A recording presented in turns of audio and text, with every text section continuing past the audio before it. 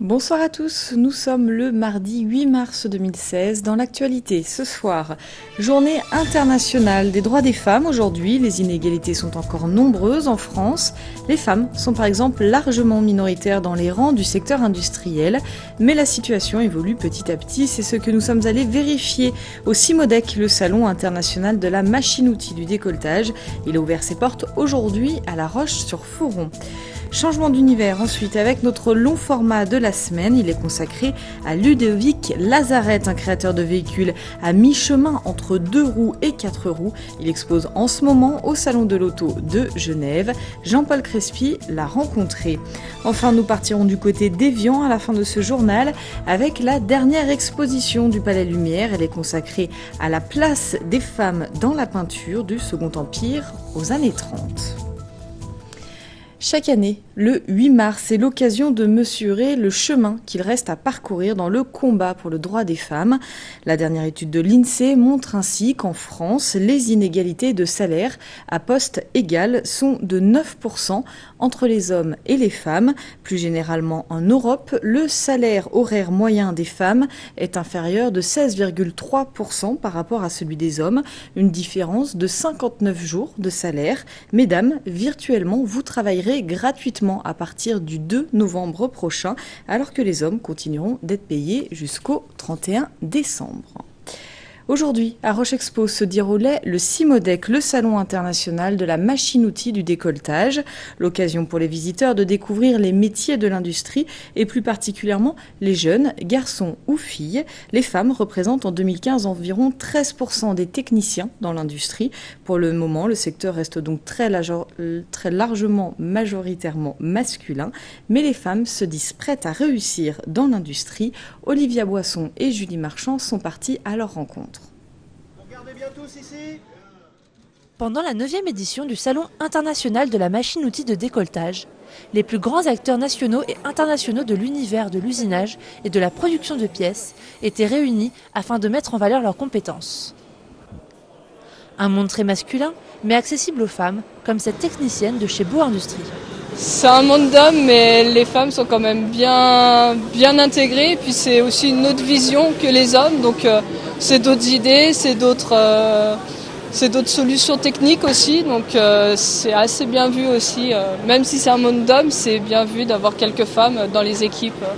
Il suffit d'avoir quelques qualités en fonction des différents postes. Et puis voilà, quoi, c'est ouvert à tous. Et les femmes, faut pas qu'elles aient peur de passer la porte de l'entreprise. C'est pas si sale que ça. Et c'est pas un monde vraiment fermé comme on le pensait il y a quelques années en arrière.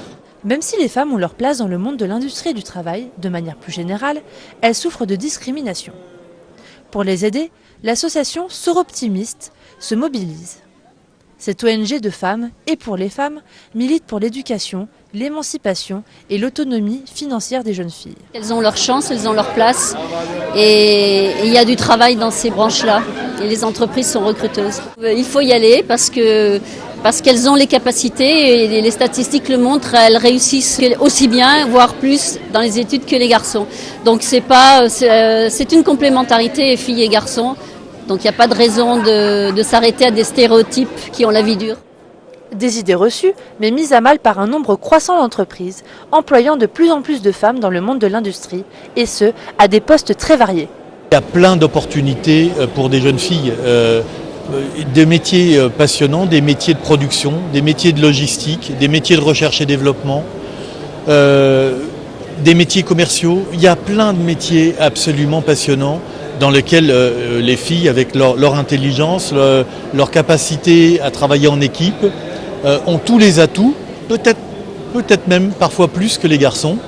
L'association Soroptimiste a remis, lors du salon, 5 prix de 5 000 € destinés à des jeunes filles, étudiantes en CAP, licence ou encore école d'ingénieur, dans des parcours technologiques ou techniques.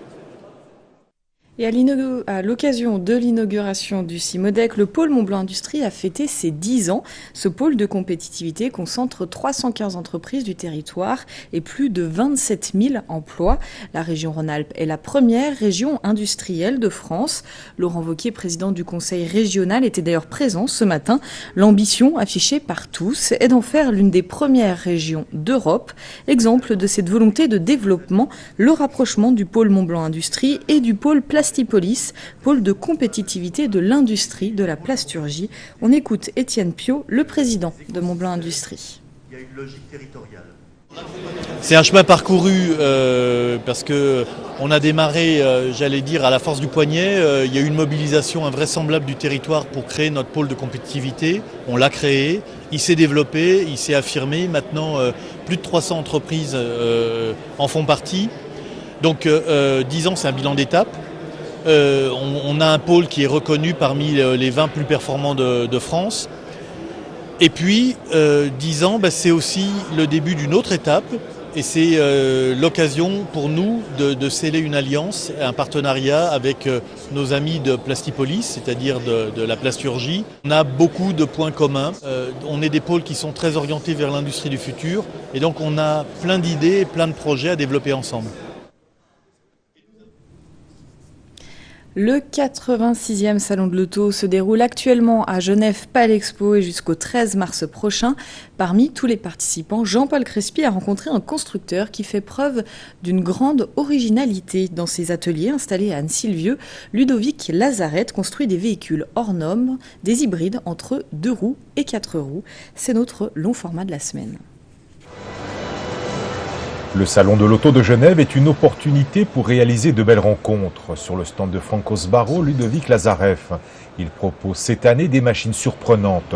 Pur produit de la filière Sbarro, diplômé de l'école Esperanza Sbarro en 1992, Ludovic Lazarette développe depuis 1998 dans ses ateliers d'Anne-Sylvieux des projets très ambitieux, véritables chefs-d'œuvre de compagnons, du prototypage à la fabrication, au croisement de deux mondes, la moto et l'auto. J'ai la passion de tout ce qui est mécanique, en tout cas la motorisation, les bruits de moteur, c'est ma passion. Construire, j'adore ça. Une fois que c'est construit, ça ne m'intéresse plus. Mais le fait de le voir rouler, c'est une valeur ajoutée au produit. Évidemment, tous les concept cars ou les show bikes qui ne roulent pas, j'y porte pas d'intérêt parce que de le voir sur la route, c'est une dimension supplémentaire. Le Wazuma GT, c'est un véhicule sportif, c'est un 3 roues, c'est une niche, c'est un objet particulier qui est très différent des autres. C'est un véhicule à part, c'est la personne qui a déjà tout, pourquoi pas celui-là, quoi. Pareil pour la moto, c'est des motos, il y en a des millions et des millions, mais voilà, c'est une moto différente parce que le concept est différent, la motorisation est inhabituelle. Voilà, c'est vraiment un micro-marché, une niche. Présentée sur le stand en première mondiale, la Lazarette LM 847. Une moto hors norme, d'une ligne avant-gardiste et d'un design réellement original, embarquant un moteur Maserati V8 4 litres 7. Elle accompagne cette année la Wazuma GT. Sa fiche technique est impressionnante. Avec sa roue arrière jumelée, sa carrosserie composite carbone, elle embarque un moteur V8 pour une cylindrée de 3996 cm3. Je dessine de manière technique parce que c'est ma formation, toutes les pièces techniques je dessine, par contre artistiquement je dessine pas. Ça veut dire que je modélise directement sur la machine. Alors je parle des roues et du moteur, je pose sur un marbre de montage et je sculpte en fil de fer la carrosserie de la moto, du quad ou de la voiture ou du 3 roues directement dans la matière. Et de là j'ai un ADN qui ressort de mes véhicules qui est relativement agressif, peut-être futuriste. Voilà, c'est des choses qui ressortent habituellement de mes modelages. Mais je le fais en direct, pas en dessin. Il y a de quoi il est fait le bonhomme, c'est tout. Donc il sait le faire, ça fait plus de 20 ans qu'il est à son compte maintenant. Hein. Et puis cette année, avec la belle moto derrière, qui n'est pas une moto, c'est une 4 roues, c'est pas une auto non plus, bon, c'est un Pendocar si on veut, c'est le Maserati qui l'a inspiré. Dès qu'il a vu chez moi le Maserati, il a pu se coucher dessus. Il a dit, il pensait déjà, je dis ouais, tu vas mettre ça devant, ça comme ça derrière, et puis voilà. Oui, oui. C'est l'envie de construire un objet différent, c'est sûr. Après, on peut la considérer comme une sculpture roulante, c'est-à-dire que j'ai mis en avant la mécanique, le moteur, toutes les pièces techniques sont vraiment mis en avant, il n'y a rien qui les cache. C'est une moto, parce que du coup, ça a 2 roues jumelées à l'avant et à l'arrière. C'est pendulaire comme un Piaggio MP3, donc ça penche dans les virages. Ça sera homologué comme une moto, donc comme un 2 roues. Après, c'est une moto avec un gros moteur parce que c'est un moteur de voiture et la clientèle de ce genre de véhicule, c'est une clientèle qui est évidemment aisée pour avoir l'objet qui n'existe pas. Dans ses ateliers d'Anne-Sylvieux, Ludovic Lazareff conçoit le design de ses véhicules comme une sculpture, à l'échelle 1 et directement autour de la mécanique.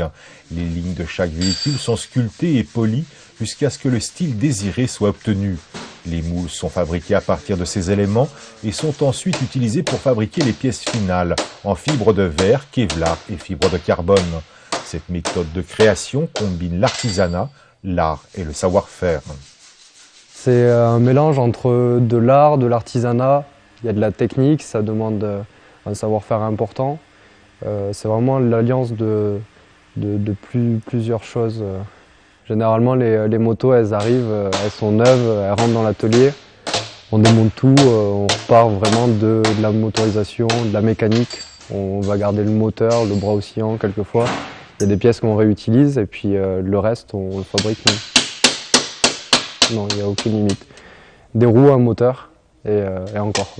Notre objectif, c'est de répondre aux attentes de nos clients. On peut partir de rien et réaliser un véhicule de A à Z en fonction de ce qu'on va nous demander. C'est du rêve, mais c'est du concret également, puisque les véhicules qu'on produit sont destinés à être utilisés sur la route. On peut faire des choses qui vont au-delà du conventionnel. On a la possibilité du coup de dépasser un peu les limites par moment.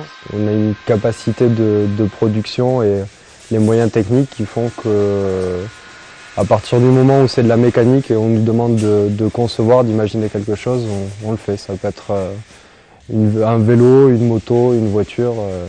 Il y a, je pense, aucune limite. Ludovic Lazareff compte déjà parmi ses clients et partenaires Yamaha Motor Europe, NTN SNR, le constructeur de motos Buell et Intersport. Cette enseigne lui a confié le design et la réalisation d'un concept bike. Autre corde à son arc, le cinéma. La 20th Century Fox pour Babylone AD de Mathieu Kassovitz et Europa Corp avec Taxi 1 et 2, Taxi 4 et Lucie de Luc Besson. En 2014, le multi-recordman du monde VTT Eric Baron lui a confié le design et l'habillage aérodynamique en carbone du prototype de son vélo tout-terrain. Il atteindra avec cette machine une vitesse de 214 km/h sur neige. On l'a dit, les femmes sont à l'honneur aujourd'hui pour la défense de leurs droits, un combat qui transparaît dans l'exposition présentée en ce moment au Palais Lumière d'Évian.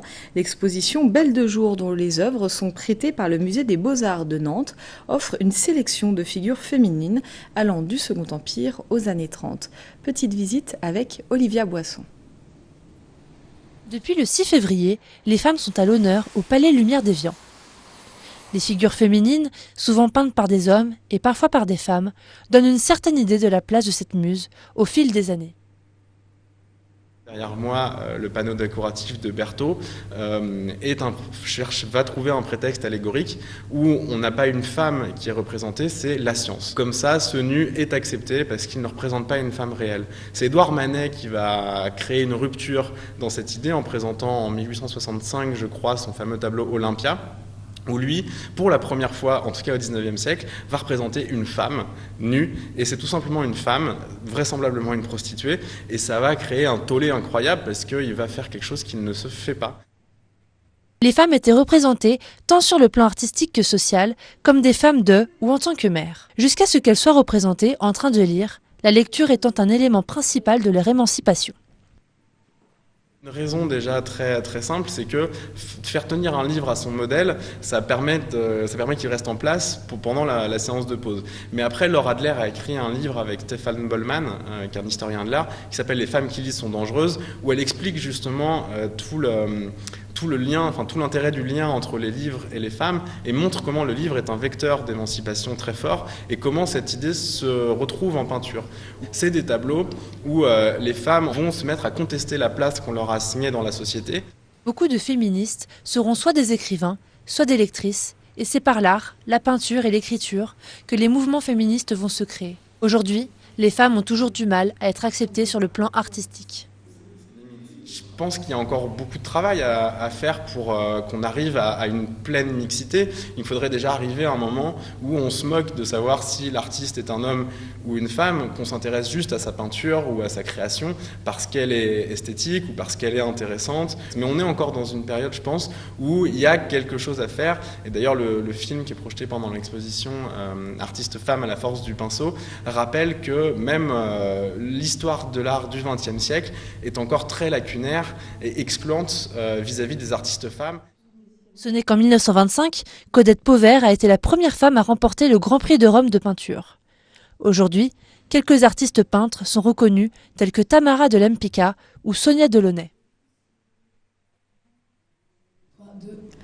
Une dernière info avant de se quitter, c'est une double mobilisation nationale qui s'annonce pour la journée de demain. Les cheminots seront massivement en grève à partir de ce soir pour défendre leurs conditions de travail. En Rhône-Alpes, un TER sur 4 sera assuré en moyenne. 2 allers-retours sont prévus dans la journée entre Lyon-Annecy et Lyon-Genève. 4 allers-retours sont prévus entre Lyon-Chambéry. Aucune liaison n'est par contre prévue entre Saint-Gervais-Annemasse et Chambéry-Bourg-Saint-Maurice. Parallèlement, les organisations de jeunesse et les syndicats ont eux aussi appelé à manifester contre le projet de loi El Khomri de réforme du Code du travail. Des défilés sont prévus demain à 14h au départ de la place des éléphants à Chambéry et toujours à 14h devant la préfecture à Annecy. C'est la fin de cette édition. Merci de votre fidélité à l'information sur 8 Mont Blanc. Merci à toute l'équipe. Tout de suite, c'est la météo de Thierry Paume. Passez une très belle soirée. À demain.